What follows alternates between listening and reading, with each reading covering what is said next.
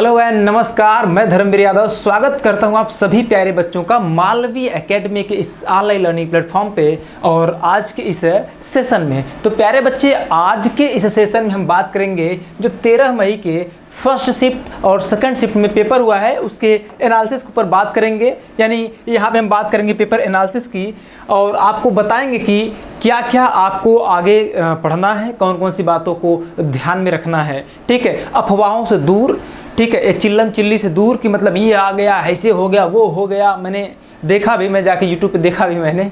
ठीक है, तो बहुत सारी चिल्लम चिल्ली मची हुई है। तो आपको इन सब चीज़ों से दूर रहना है, एकदम जो कि ओरिएंटेड चीज़ ही आपको पढ़ना। जितना मैं बता रहा हूँ बहुत ध्यान समझना और समझने की कोशिश करना। मेरे बच्चों, जब हमने बच्चों से बात किया जो लोग पेपर दे करके आए हुए थे, उनसे हम कुछ बच्चों से हमारी बात हुई तो कुछ बच्चों ने लिख करके मुझे भेजा कि सर आया क्या था। तो बच्चों का जो क्वेरीज थे ना, उनका कहना था कि सर फर्स्ट बुक से कम प्रश्न थे और सेकंड बुक से ज़्यादा प्रश्न थे। देखिए, फर्स्ट बुक और सेकंड बुक की अगर हम बात करें मेरे बच्चे, फर्स्ट बुक और सेकंड बुक, तो सेकंड बुक का नाम क्या है, फर्स्ट बुक का नाम क्या है, थोड़ा सा पहले मैं ये आपको कंफर्म कर दूँ यहाँ पे, ताकि आपको कुछ चीज़ों की क्लैरिटी रहे। तो फर्स्ट बुक में जिसको हम लोग बात करते हैं कंटेम्प्रेरी वर्ल्ड पॉलिटिक्स की, क्या कहते हैं मेरे बच्चे, कंटेम्प्रेरी वर्ल्ड पॉलिटिक्स। ठीक है, जिसको आप लोग कहते हैं समकालीन विश्व में राजनीति। और दूसरा जो बुक है जिसको हम लोग कहते हैं politics in independent India, politics in independent India. तो मेरे बच्चे जो दूसरा वाला बुक है, यहाँ से ज़्यादा प्रश्न मिले हैं और यहाँ से क्या है मेरे बच्चे,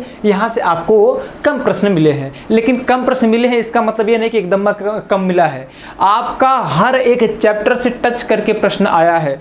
कुछ टॉपिक्स को मैं यहाँ पे दिखाऊँ क्योंकि आप सब लोग जानते हैं पेपर जो है कि CBT मोड में हो रहा है और पेपर आपको तुरंत मिल नहीं रहा है। तो जाहिर सी बात है, जितने भी बच्चों से हमारी बात हुई, हर एक बच्चे को सारा प्रश्न याद नहीं हो सकता। अगर पेपर दे रहे होंगे तो आपको भी सारा प्रश्न एक साथ याद नहीं हो सकता। बारी बारी से कभी 2 प्रश्न, 4 प्रश्न, 6 प्रश्न, 1 प्रश्न, इस प्रकार से आपको प्रश्न याद होते हैं। तो मेरे बच्चे, जो टॉपिक्स बताए गए बच्चों के द्वारा, यहाँ पे मैं आपको बता देता हूँ। देखिए, एक बच्ची ने लिखा था सीधे कि सम की area and type of question that came up, यानी कि ऐसे प्रश्न, ऐसे एरिया या ऐसे टॉपिक जो परीक्षा में पूछे गए। तो क्रोनोलॉजिकल बेस्ड क्वेश्चंस आपको मिले थे। अब कहेंगे सर क्रोनोलॉजिकल बेस्ड यानी कि आपको जो है कि क्रम में बैठाने के लिए, और क्रम में बैठाने के लिए मैं आपको बहुत पहले से ही बात बोलते हुए आ रहा हूं। जब से मैंने क्लासेस लिया तो मैंने बोला है मेरे बच्चों कि जो है कि आपको क्रोनोलॉजिकल बेस्ड और साथ साथ मल्टीपल स्टेटमेंट बेस्ड ऐसे प्रश्न देखने को मिलेंगे और ऐसे प्रश्नों को कैसे हल करना है, सारी चीज़ें मैंने आपको बता दिया था। तो जब क्रोनोलॉजिकल बेस्ड क्वेश्चन आता है तो उस बच्चे ने लिखा भी है कि सर 5th लोकसभा इलेक्शन के बारे में पूछा था। तो मेरे बच्चे 5th लोकसभा इलेक्शन कब हुआ था, तो आप कहेंगे सर 1971 में हुआ था। कब हुआ था, 1971 में हुआ था। अब लोकसभा इलेक्शंस की अगर हम बात करें तो मेरे बच्चे, अगर हम बात करें फर्स्ट लोकसभा इलेक्शन की, फर्स्ट लोकसभा इलेक्शन, क्योंकि अगर 5th के बारे में पूछ रहा है तो पहले, दूसरे, तीसरे के बारे में ही पूछ सकता है, चौथे के बारे में ही पूछ सकता है। तो बेटा, जो फर्स्ट लोकसभा का इलेक्शन था आपका, ठीक है, ये कब होता है, ये होता है 1952 में। हालांकि अक्टूबर 1951 से लेकर के फरवरी 1952 तक हुआ है, लेकिन इसको 1952 का जो कि इलेक्शन कंसिडर किया जाता है। सेकेंड लोकसभा इलेक्शन की बात करेंगे मेरे बच्चे, तो यह जो कि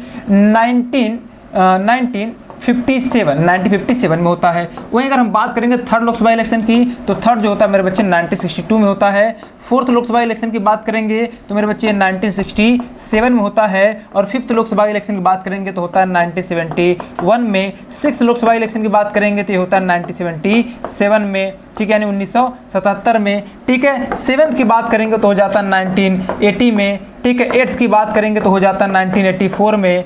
ठीक है, उसके बाद 9th लोकसभा इलेक्शन की बात करेंगे हो जाता है 1989 में। तो इस प्रकार से मेरे बच्चे, अच्छा, इससे ज़्यादा आपसे पूछेगा भी नहीं। ठीक है, तो यहाँ पे आपसे 5th लोकसभा इलेक्शन के बारे में पूछा था तो 1971 में। ठीक, उसके बाद पूछा है फर्स्ट 5 ईयर प्लान। अब मेरे बच्चे, फर्स्ट 5 ईयर प्लान यानी पहली पंचवर्षीय योजना के बारे में आपसे पूछ लिया था। तो बेटा, पहली पंचवर्षीय योजना के बारे में जब हम बात करते हैं तो बेटा, यह जो है कि 1951 से लेकर के 1956 तक चला था। ठीक, पहली चीज यानी कि आपको क्या पढ़ना है मेरे बच्चे, आपको जो है कि पॉलिटिक्स ऑफ प्लान डेवलपमेंट वाला चैप्टर पढ़ लेना है, ठीक है, जहां से 5 ईयर प्लान से रिलेटेड आपसे प्रश्न पूछे जाते हैं। मैंने आपको तब भी कहा था, अब भी फिर से कह रहा हूं कि आपको अगर 5 ईयर वाले या कहें कि पॉलिटिक्स ऑफ प्लान डेवलपमेंट वाले चैप्टर से प्रश्न पूछेगा तो ज़्यादा से ज़्यादा पहला 5 ईयर प्लान यानी फर्स्ट, सेकेंड और थर्ड, ये 3 5 ईयर प्लान से आपसे प्रश्न पूछेगा, इससे ज़्यादा कुछ भी नहीं रहने वाला है, ठीक है। चलो मेरे बच्चे आगे बात करते हैं। आगे कहा है इंडिया चाइना रिलेशंस। तो बेटा जो इंडो चाइना रिलेशंस है या भारत और चीन के जो संबंध रहे हैं,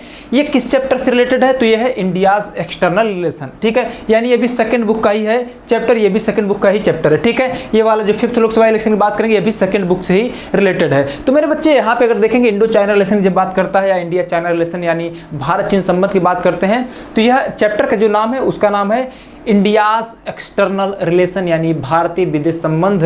तो मेरे बच्चे उस चैप्टर से रिलेटेड है, ठीक है। और इंडिया का जो रिलेशन रहा है चाइना के साथ कैसा रहा है, तो आपको 1950 से या 1949 में जब 1949 में जब से कम्युनिस्ट रिवॉल्यूशन या कहें कि चाइनीज़ रिवॉल्यूशन हुआ था चीन में माओ के लीडरशिप में, तब से लेकर के अंत तक हमारी जो रिलेशन रही है, इंडिया के जो रिलेशन रहे हैं चाइना के साथ, वो क्या रहा है इसके बारे में आपको पढ़ना है। और मैंने आपको बताया था बेटा कि 1950 में चाइना क्या करता है, तिब्बत को एनेक्स कर लेता है, अपने कब्जे में ले लेता है।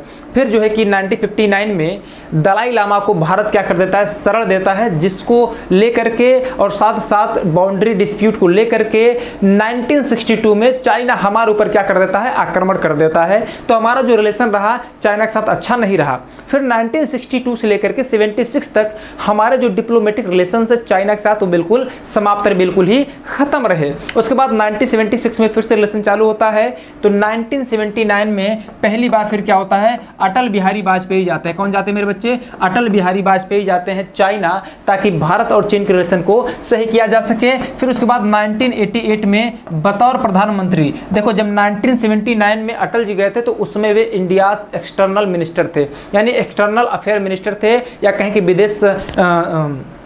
विदेश मंत्री थे। लेकिन प्रधानमंत्री के तौर पे 1988 में पहली बार राजीव गांधी जाते हैं चीन की यात्रा पर, ठीक है, युद्ध के बाद की बात हो रही है, ठीक। तो ये हमारे चाइना के साथ रिलेशंस रहे हैं। अभी भी देखेंगे तो चाइना के साथ जो हमारे रिलेशंस हैं बहुत अच्छे नहीं, लेकिन ट्रेड के हिसाब से या व्यापार की दृष्टि से देखें तो हमारा जो रिलेशन है वो ठीक है, ठीक। वही बात करेंगे, अगला चैप्टर है इन्वायरमेंटल कन्वेंशंस, यानी कि जो पर्यावरण से संबंधित जो कन्वेंशंस हुए हैं उसके बारे में बात कर रहा है। जैसे रियो समिट, अब रियो समिट को ही क्या कहते हैं मेरे बच्चे, इसी को कहते हैं हम लोग अर्थ समिट या इसी को कहते हैं पृथ्वी सम्मेलन, ठीक है। अब बेटा जो रियो समिट हुआ तो कब हुआ था, तो आप कहेंगे सर 1992 में हुआ था, 1992, या पृथ्वी सम्मेलन कब हुआ तो 1992 में हुआ। कहाँ हुआ? ब्राज़ील के रियो डी जेनेरियो सिटी में हुआ था। फिर अंटार्कटिका के बारे में मेरे बच्चे, अब अंटार्कटिका कहाँ है तो आप कहेंगे सर साउथ पोल पे स्थित है। और अंटार्कटिका जो है कि एक महत्वपूर्ण कंटिनेंट है जो जलवायु या कहे कि क्लाइमेट चेंजेस में या कि जो जलवायु परिवर्तन क्या करता है, नियंत्रित करता है, क्लाइमेट चेंजेस को कंट्रोल करता है। आई बात समझ में? उसके बाद है बेटा मॉन्ट्रियल प्रोटोकॉल। अब मॉन्ट्रियल प्रोटोकॉल कब होता है मेरे बच्चे, तो 1987 में होता है। यह जो मॉन्ट्रियल प्रोटोकॉल हुआ था इसमें चिंता जताई गई थी ओजोन लेयर को लेकर के। किसको लेकर के मेरे बच्चे? ओजोन लेयर को लेकर के, ओजोन परत को लेकर के। क्योंकि मेरे बच्चे जो अंटार्कटिका है, अंटार्कटिका के ठीक ऊपर 1985 में किसकी खोज किया गया था, तो 1985 में जो है कि ओजोन होल की खोज किया गया था मेरे बच्चे। किसकी? ओजोन होल कहें या फिर ओजोन छिद्र कहें, तो ओजोन होल की खोज किया गया था। उसके बाद जो है कि मॉन्ट्रियल प्रोटोकॉल होता है ताकि ओजोन लेयर के संरक्षण पे बात किया जा सके, और 1987 में यह चीज होता है मेरे बच्चे। आइए इतनी सारी बातें सबको क्लियर हुआ होगा। आगे मेरे बच्चे फिर कह रहा है कि इंपॉर्टेंट ट्रीटीज एंड एग्रीमेंट्स पूछा था कि भैया जो महत्वपूर्ण संधि और समझौते हुए उनके बारे में, जैसे कि आपको ताशकंद संधि को पढ़ लेना है, फरक्का संधि को पढ़ लेना है। यहाँ पे देखो आगे मेंशन भी किया गया है। ताशकंद एग्रीमेंट आपसे पूछा था कि भैया question on who signed it, यानी ताशकंद जो संधि हुआ था वह किसने किसने साइन किया था। पहली बात तो मेरे बच्चे हुआ था 1966 में। तो भाई ये किसके बीच में हुआ था, तो आप कहेंगे सर इंडिया और पाकिस्तान के बीच में। तो इंडिया की तरफ से कौन थे, तो आप कहेंगे सर इंडिया की तरफ से थे लाल बहादुर शास्त्री जी। कौन थे? लाल बहादुर शास्त्री जी। और पाकिस्तान की तरफ से कौन था, तो जनरल अयूब खान था। कौन था मेरे बच्चे? जनरल अयूब खान। इसको भी याद रखना है। फिर आपसे पूछा था, अच्छा कौन सा मेरे बच्चे, ये था आपका ताशकंद। फिर आपसे पूछ रहा है मास्टर ट्रीटी। आपको याद है मास्टर ट्रीटी कब हुआ था? 1992 1992 में हुआ था, 1992 में हुआ था। और इसी ट्रीटी पर साइन करने के साथ ही क्या होता है, यूरोपियन यूनियन या आप कहें यूरोपीय संघ की स्थापना हो जाता है मेरे बच्चे। ठीक, इसके बाद आपसे पूछा था फरक्का ट्रीटी। अब मेरे बच्चे जो फरक्का ट्रीटी है यह ईयर बेस्ड था, यानी यह कब हुआ तो मेरे बच्चे 1996 में। आपको याद है जो फरक्का ट्रीटी हुआ था इंडिया और बांग्लादेश के बीच में हुआ। अगर आपसे पूछे कि भैया किसके बीच में हुआ है तो आप कहेंगे सर इंडिया और बांग्लादेश के बीच में हुआ है। यानी कि आपको जो है यहाँ पे साउथ एशिया यहाँ पे देख रहे हैं, आपको सत्ता के वैकल्पिक केंद्र अल्टरनेटिव सेंटर ऑफ पावर भी पढ़ना है, इंडियाज एक्सटर्नल रिलेशन भी पढ़ना है। तो आप अगर टॉपिक को देख पा रहे होंगे तो आपको ये देख के ही लगेगा कि सर जो है कि एग्जाम में जो प्रश्न पूछे लगभग पूरे किताब यानी पूरे चैप्टर से पूछा गया है। ठीक है, फिर उसके बाद मेरे बच्चे पैराग्राफ बेस्ड कॉम्प्रिहेंशन था। जैसे कि देखिए कह रहा है a whole paragraph on Sri Lanka's ethnic conflict was given followed by 5 easy question. ये बच्चा कह रहा है। ठीक है, यहाँ पे जितने भी यहाँ पे आपको क्वेश्चन दिख रहे हैं ना, बच्चों के द्वारा बताया गया, मैं उसी की चर्चा कर रहा हूँ मेरे बच्चे। देखिए कह रहा है पैराग्राफ यानी आपको जो है कि नीचे कहेगा कि भैया निम्नलिखित पैराग्राफ को पढ़िए पैसेज, जिसको आप लोग पैसेज कहते हैं। ठीक है, पैसेज बेस्ड। ठीक है, इसको क्या कहते हैं आप लोग, इसको कहते हैं पैसेज बेस्ड। तो बेटा जो पैसेज बेस्ड था उससे आया था वो जो है कि अच्छा अब बताइए जो श्रीलंका वाला श्रीलंकन का एथनिक कॉन्फ्लिक्ट है या किस चैप्टर से रिलेटेड है, तो आप कहेंगे सर कंटेम्पररी साउथ एशिया से है। किससे है, कंटेम्पररी साउथ एशिया से है, या कहेंगे समकालीन दक्षिण एशिया से यह प्रश्न था। अब मेरे बच्चे यानी समकालीन दक्षिण एशिया को भी आपको पढ़ना है। ठीक है, यूएन से भी आपसे प्रश्न पूछा था, यानी कि कहाँ गया यूएन, इसमें मेंशन नहीं किया गया क्या, आगे अभी हम दिखाते हैं। ठीक है, यूएन यानी कि जिसको कहते हैं संयुक्त राष्ट्र संघ, मेरे बच्चे वहां से भी प्रश्न पूछा गया है। तो आपको कुल मिला जुला के किसी की बहकावे में नहीं आना है। जितना मैंने बताया हुआ है, जितने चैप्टर्स के बारे में मैंने बताया हुआ है, हर चैप्टर के बारे में आपको पढ़ने हैं, क्योंकि किसी भी शिफ्ट में आपसे किसी भी चैप्टर से प्रश्न पूछा जा सकता है। हाँ, ये हो सकता है कि किसी चैप्टर से ज़्यादा पूछ ले, किसी चैप्टर से कम पूछ ले। अब जैसे साउथ एशिया की बात करें, इतनी बात हो गई ना। उसके बाद करें विजुअल बेस्ड, यानी कि एक जो है कि पिक्चर बेस्ड क्वेश्चन था और जिसमें बात किया था दुर्गा थापा के बारे में। हाँ, यह जो है कि सिलेबस से थोड़ा सा आउट है। ठीक है, अब दुर्गा थापा का जो कि पिक्चर लगा करके इससे लगभग 4 प्रश्न पूछा गया था। ठीक है, अब मेरे बच्चे ये भी किससे रिलेटेड है, नेपाल से। अब नेपाल भी जो है कि साउथ एशिया का हिस्सा है, यानी कि देखा जाए तो जो कंटेम्प्रेरी साउथ एशिया था यहीं से सीधे सीधे एक शिफ्ट में जो है कि 10 प्रश्न मिल गए। पहले शिफ्ट की बात कर रहे हैं हम। ठीक है, जो कल 13 मई को जो फर्स्ट शिफ्ट था उसमें ये सारे प्रश्न पूछे गए। तो भाई हम किसी भी प्रश्न को कम नहीं कर सकते ना, किसी भी चैप्टर को कम करके नहीं आंक सकते हैं। किसी से 10 प्रश्न पूछ लिया तो किसी से 2 प्रश्न, तो किसी से 4 प्रश्न। यानी बच्चे का कहना था कि सर हर एक चैप्टर से प्रश्न आए हुए थे, बस हमको याद नहीं आ पा रहे हैं। जितना याद है सर मैं आपको बता रहा हूं। बहुत सारे बच्चे और बच्चियों ने हमको बताया, तो यहाँ पे आपको दिख रहा है। ठीक, आगे आपसे कह रहा है when did Nepal become a democratic Republic, यानी डेमोक्रेटिक रिपब्लिक या कहें कि लोकतांत्रिक गणराज्य है नेपाल कब बना। तो मेरे बच्चे आपको मैंने बताया था 2008 में बना था। नेपाल अपना न्यू कॉन्स्टिट्यूशन कब अडॉप्ट करता है, तो 2015 में अडॉप्ट करता है। ये भी हमने आपको बता रखा है। ठीक, यानी आपको साउथ एशिया कह ले कि पहला बुक और दूसरा बुक दोनों ही अच्छे से पढ़ना है। मैं ये बात खुल के कह रहा हूँ और अच्छे से आप लोग इसको ध्यान में बैठा लीजिएगा। आकर के चिल्लम चिल्ली नहीं करना मेरे बच्चे, हमको वही चीज़ बताना जो आपके लिए रिलेवेंट है। ठीक, आगे कहता है when did the king accept the demand for a new democratic constitution, यानी कि नए लोकतांत्रिक संविधान की मांग को कब एक्सेप्ट कर लिया था राजा ने, नेपाल के राजा ने। तो मेरे बच्चे देखो ये तो कई बार हुआ था। ये तो एक बार 90 में हुआ था। ठीक है, एक बार जो कि 2006 में हुआ था, इसके पहले भी हुआ था। वो ऑप्शन के ऊपर डिपेंड करेगा। ठीक, उसके बाद बेटा कहता है कि name of the leader and the party that led the non violent movement in Nepal, इसके बारे में पूछा था। यानी कुल मिला जुला के आपको साउथ एशिया से 10 प्रश्न के आसपास पूछा गया था, जो कि फर्स्ट शिफ्ट में। और कहता है other conceptual and factual questions भी आए हुए थे। इसके अलावा मेरे बच्चे आगे ध्यान दो, आगे कहता है कल्चरल कॉन्सिक्वेंसेस ऑफ ग्लोबलाइजेशन, यानी कि जो ग्लोबलाइजेशन का परिणाम था वह उसका कल्चरल इंपैक्ट या कल्चरल कॉन्सिक्वेंसेस आपसे पूछा था यहाँ पे। ठीक है, यानी कि आपको ग्लोबलाइजेशन भी क्या करना है, अच्छे से पढ़ना है। ठीक, कह रहा मिरेकल ऑफ हान रिवर। अब बताओ मेरे बच्चे, मैंने आपको नहीं बताया था, बिल्कुल बताया था साउथ कोरिया के बारे में। साउथ कोरिया की राजधानी क्या है, सियोल है। और सियोल किस नदी के तट पे है मेरे बच्चे, तो जो है कि हान रिवर के हान रिवर के तट पर स्थित है। चूंकि जो साउथ कोरिया का इकोनॉमिक डेवलपमेंट था वो बड़ी तेजी से बड़े अच्छे से हुआ था, इसलिए उसको मिरेकल कहा जाता है।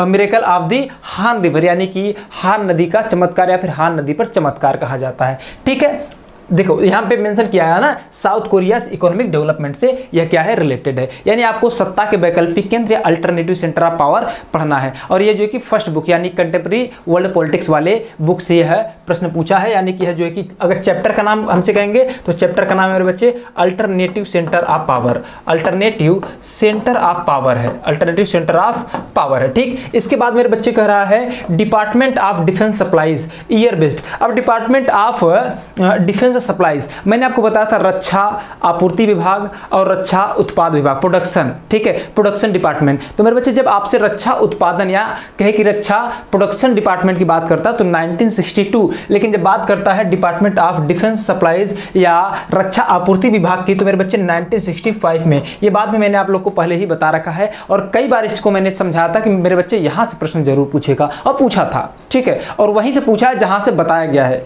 एक दुर्गा थापा वाला जो पिक्चर लगाया था वो थोड़ा सा जो है कि हमारे और आपके सिलेबस से परे है।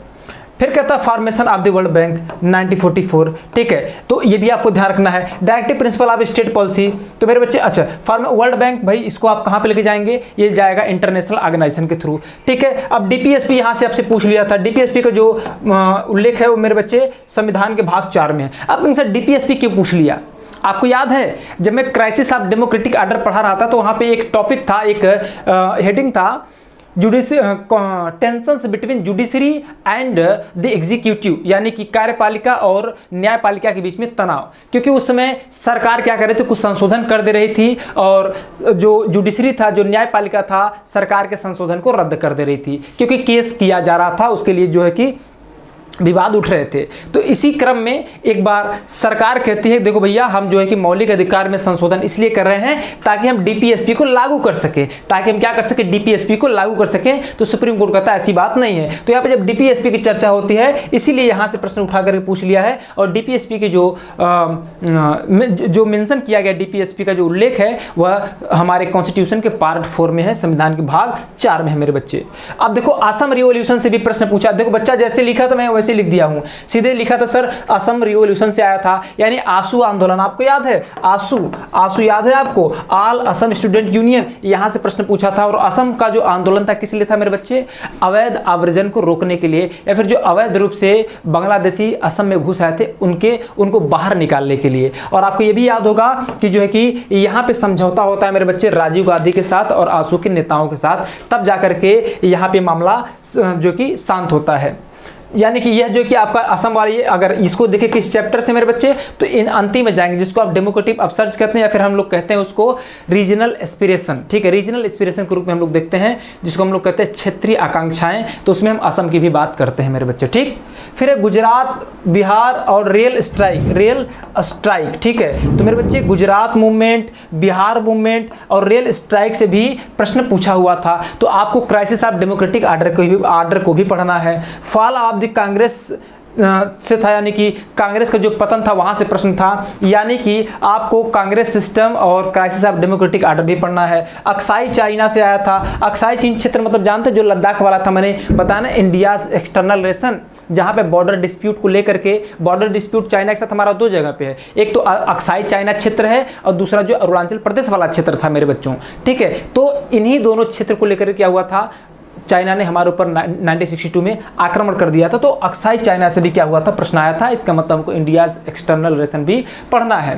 और शाहबानो का जो मामला था मेरा बच्चे वो भी आया था। शाहबानो का मामला क्या था मेरे बच्चे, कब आया, तो आपका आंसर 1985 में क्या होता है, शाहबानो का मामला हमको देखने को मिलता है। और शाहबानो का जो मामला था मेरे बच्चे, शाहबानो एक देखो 62 वर्ष की मुस्लिम महिला थी। शाहबानो क्या थी, 62 ईयर की क्या थी, एक मुस्लिम महिला थी। और ये जो शाहबानो थे मेरे बच्चे, ये चाहती थी कि इनका जो हस्बैंड, एक्स हस्बैंड, क्योंकि इनकी तलाक हो गई थी, तो एक्स हस्बैंड से अपना खर्चा पानी एल्यूमिनी चाहती थी, जिसके लिए क्या करती, केस में कोर्ट में केस करती हैं और कोर्ट क्या करता है, इनके फेवर में क्या करता है, फैसला सुनाता है मेरे बच्चे। यानी कि आपको क्या पढ़ना है, आपको पढ़ना है अंतिम में जो अंतिम chapter India's politics new changes, वहां से भी प्रश्न आ रहे हैं, वहां से भी पढ़ना है, ठीक। उसके बाद केशवानंद भारती, यहाँ पे केशवानंद लिख दिया है, बच्चा जैसा लिखा था मैंने यहाँ पे वैसे लिख दिया है, केशवानंद होगा, ठीक है। तो केशवानंद भारती केस कब आया था मेरे बच्चे, तो आपका आंसर 1973 में आया था, ठीक है।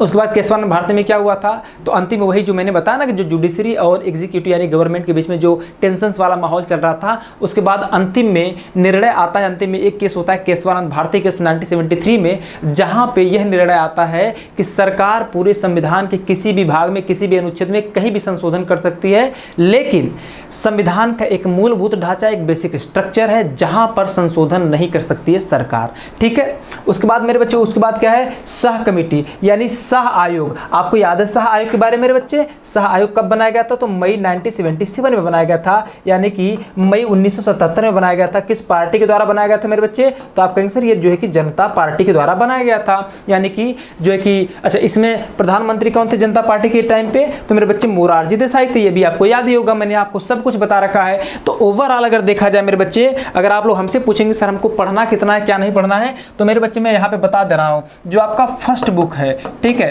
फर्स्ट बुक जो आपका फर्स्ट बुक है और जो आपका सेकंड बुक है, आपको दोनों ही बड़े अच्छे तरीके से पढ़ने हैं, क्योंकि कई शिफ्ट में पेपर होंगे। ठीक है, जो है कि पेपर आपका कई शिफ्ट में होगा, ये बात ध्यान रखिए। अब अगर मेरे बच्चे पेपर आपका कई शिफ्ट में होगा, तो जो एग्जामिनर है वह प्रश्न को क्या करेगा, किसी चैप्टर से ज़्यादा उठा लेगा तो किसी चैप्टर से कम उठा पाएगा, क्योंकि उसको उतने सारे सेट भी तो तैयार करना है ना मेरे बच्चे। तो उस चीज़ को ध्यान में रखते हुए आपको क्या करना है, आपको दोनों ही बुक को अच्छे से पढ़ लेना है। ठीक है, बुक का नाम मैं एक बार फिर से यहाँ पे मेंशन कर देता हूँ आप सभी को, ताकि आप सभी को जो है कि क्लैरिटी रहे। ठीक है, पहले बुक हम लोग करते हैं contemporary world politics, contemporary world politics, क्या कहते हैं, कंटेम्प्रेरी वर्ल्ड पॉलिटिक्स। ठीक है, आई बात समझ में। और सेकंड बुक को हम क्या कहेंगे, सेकंड बुक को हम लोग कहते हैं India's politics in independent India, politics in independent India, politics in independent India, independent India.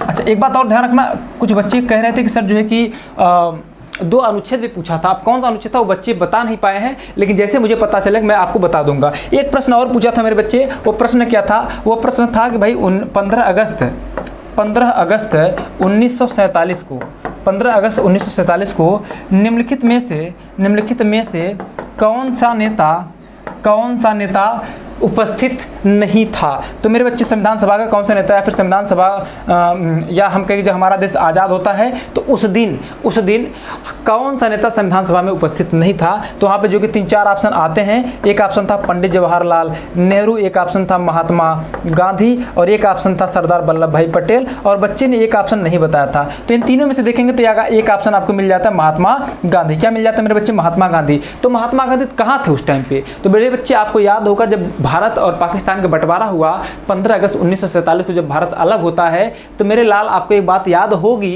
कि महात्मा गांधी जी जो है कि इससे बड़े जो है कि दुखी थे कि भाई भारत का जो है कि बंटवारा हो गया, और ये बंगाल वाले क्षेत्र में, आपको याद है बंगाल और पंजाब दोनों क्षेत्र का भी बंटवारा हुआ था अलग अलग से। ठीक है, तो ये बंगाल यानी उसमें कलकत्ता थे, हालांकि उसमें कलकत्ता कहा जाता था, आज कोलकाता कहा जाता है, तो कलकत्ता में थे ताकि हिंदू मुस्लिम का जो दंगा है उसको रोका जा सके, उसको समझाने बुझाने का काम कर रहे थे। तो 15 अगस्त 1947 को महात्मा गांधी प्रेजेंट नहीं थे। तो इस प्रकार से अगर देखा जाए तो ओवरऑल जितने भी चैप्टर्स हैं, हर एक चैप्टर से प्रश्न आपसे पूछे जा रहे हैं, लेकिन जो है कि सेकंड बुक से ज़्यादा पूछे जा रहे हैं। सेकंड बुक से इसलिए ज़्यादा पूछा जा रहा है क्योंकि सेकंड बुक में चैप्टर भी तो ज़्यादा है ना मेरे बच्चे। यहाँ पे टोटल 9 चैप्टर्स हो जाते हैं, और यहाँ पे टोटल कितने चैप्टर्स हैं? यहाँ पे 7 चैप्टर्स हैं, यहाँ पे 9 चैप्टर्स हैं। तो जाहिर सी बात है सेकंड बुक से ज़्यादा प्रश्न पूछेगा, ये तो बड़ी सामान्य सी बात है। तो आपको क्या करने हैं, अच्छे से दोनों बुक्स को पढ़ने हैं मेरे बच्चे। ठीक है, और बाकी जो है कि एनालिसिस हम लगातार लेकर के आते रहेंगे।